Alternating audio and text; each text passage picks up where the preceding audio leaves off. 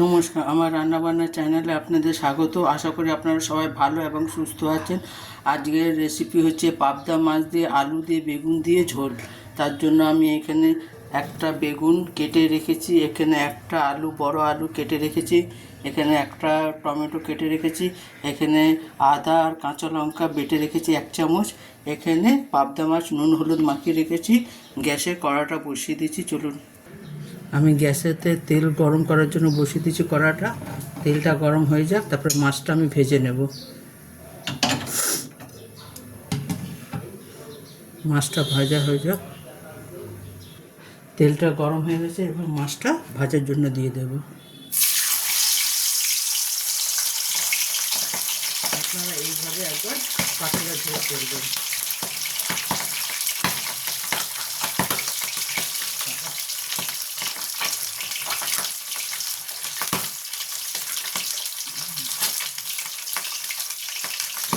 আমি মাছটা ভাজার জন্য দিয়ে দিচ্ছি। মাছটা ভাজা হয়ে যাক 1 পিঠ, তারপরে দেখাচ্ছি। আমার মাছটা ভাজা হয়ে গেছে, এবার মাছটা আমি তুলে নেব। মাছটা আমি তুলে নিচ্ছি। এরপর আমি বেগুন ভেজে নেব। আমি বেগুনটা লাল লাল করে ভেজে নেব।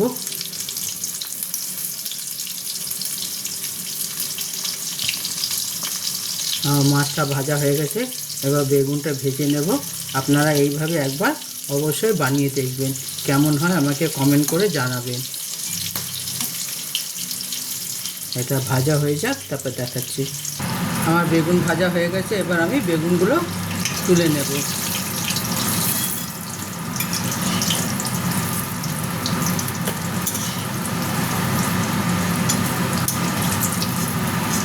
এরপর আমি জিরের ফোড়ন দেব। আপনারা চাইলে সাদা জিরেরও ফোড়ন দিতে পারেন, কিন্তু আমি কালো জিরের ফোড়ন দেবো। কালো জিরের ফোড়ন দিলে তরকারিটা বেশ ভালো স্বাদ হয়। এবার কালো জিরের ফোড়ন দিলাম। এবার আমি আলুগুলো দিয়ে দেবো।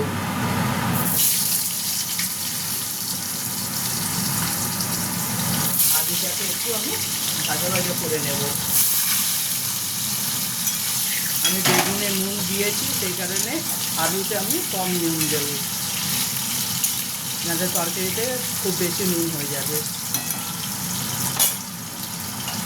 এরপর আমি পরিমাণ মতো নুন দেব।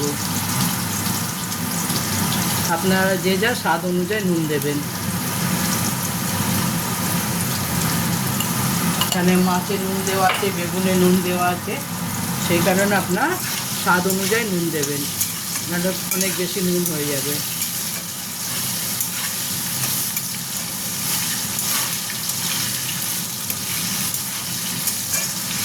এরপর আমি আদা আর কাঁচা লঙ্কা কেটে রেখেছিলাম সেটা দিয়ে দেবো, আর টমেটো কেটে রেখেছিলাম সেটা দিয়ে দেবো। দিয়ে অল্প জল দেবো, মানে আদা বাটাটা পুড়ে যাবে। এরপরে আমি হলুদের গুঁড়ো দেবো, জিরের গুঁড়ো দেবো। আমি 1/2 চামচ হলুদের গুঁড়ো দিলাম, 1/2 চামচ ধনের গুঁড়ো, 1/2 চামচ জিরের গুঁড়ো।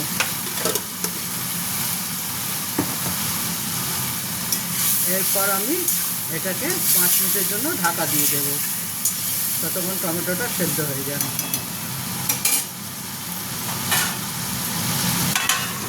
5 মিনিট পর আপনাদের দেখাচ্ছি।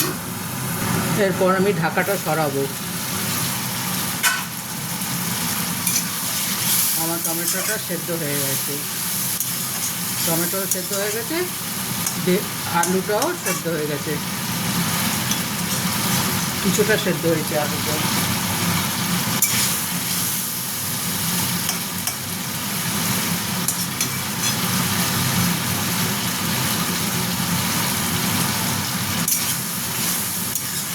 আমি টমেটোর খোসাগুলো ফেলে দিই, এগুলো সেদ্ধ হয় না তো, আমি সেগুলো এগুলো তুলে ফেলে দিই, নাহলে এগুলো ভীষণ মুখে লাগে। বেটে দিলে এগুলো মুখে লাগে না, আমি তো বেটে দিই, সেই কারণে এটা তুলে ফেলে দিচ্ছি খোসাগুলো।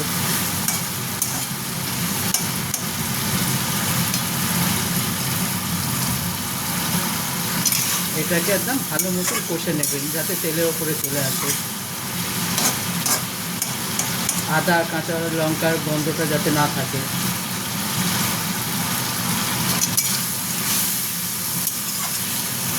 গরমকালে একবার এরম রান্না করে খেয়ে দেখবেন, বেশ ভালো লাগে।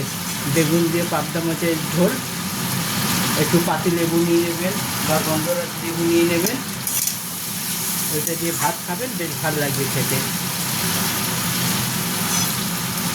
গরমে পাতলা ঝোল খেতে বেশি ভালো লাগে,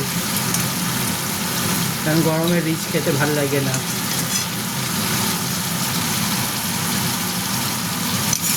আপনাদের ভালো লাগে কি না জানি না, আমাদের ভালো লাগে না গরমকালে বেশি রিচ খাওয়া। সেই কারণে আমি সব কাঁচা লঙ্কার তরকারি করি। আমি সেই কারণে সব তরকারিতে টমেটো দিই, কারণ টমেটো দিলে টমেটোতে বেশ ভালো কালার আসে। কারণ কাঁচা লঙ্কা তরকারি করলে সাদা হয়ে যায়, তো টমেটো দিলে কালারটা আসে। টমেটো আর চিনি দিই, সেই কারণে কালারটা ভালো আসে।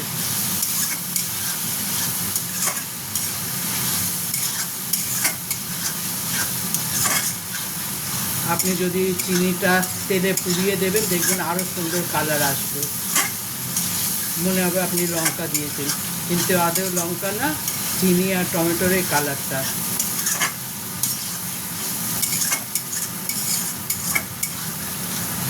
দেখুন আমার আলুটা কষা হয়ে গেছে, এবার আমি বেগুনটা দিয়ে দেবো। বেগুনটা দিয়ে আমি নাড়িয়ে নেবো ভালো করে, বেগুনটাও যাতে মশলাটা ভালো মতন মাখা মাখা হয়ে যায়। এটা বেশি ঝোল হবে না, মোটামুটি ঝোল হবে, আপনাদের যতটা ঝোলের প্রয়োজন ততটা রাখবেন।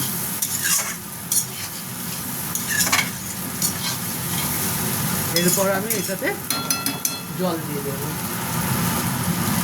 আপনারা নিজেদের পরিমাণ মতো জল দেবেন, যতটা ঝোল রাখবেন সেই পরিমাণে জল দেবেন।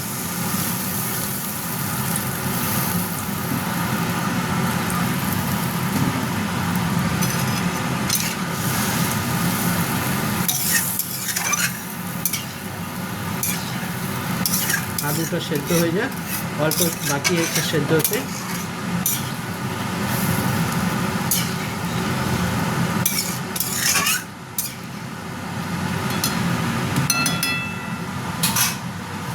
এরপর আমি মাছ দিয়ে দেবো, মাছ দিয়ে ঢাকা দিয়ে দেবো।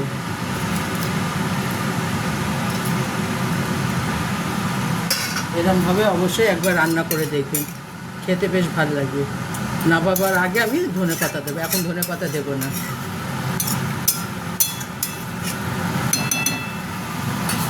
এরপর আমি আবার ঢাকা দিয়ে দেবো 10 মিনিটের জন্য।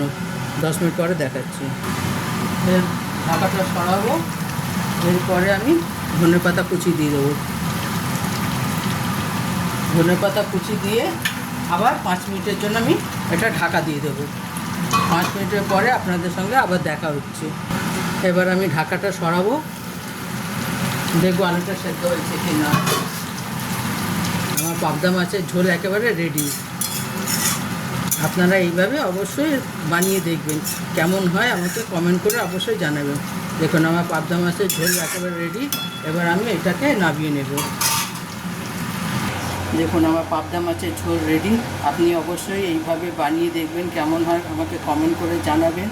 আমার রান্নাবান্না চ্যানেলটা দেখার জন্য আপনাদের ধন্যবাদ।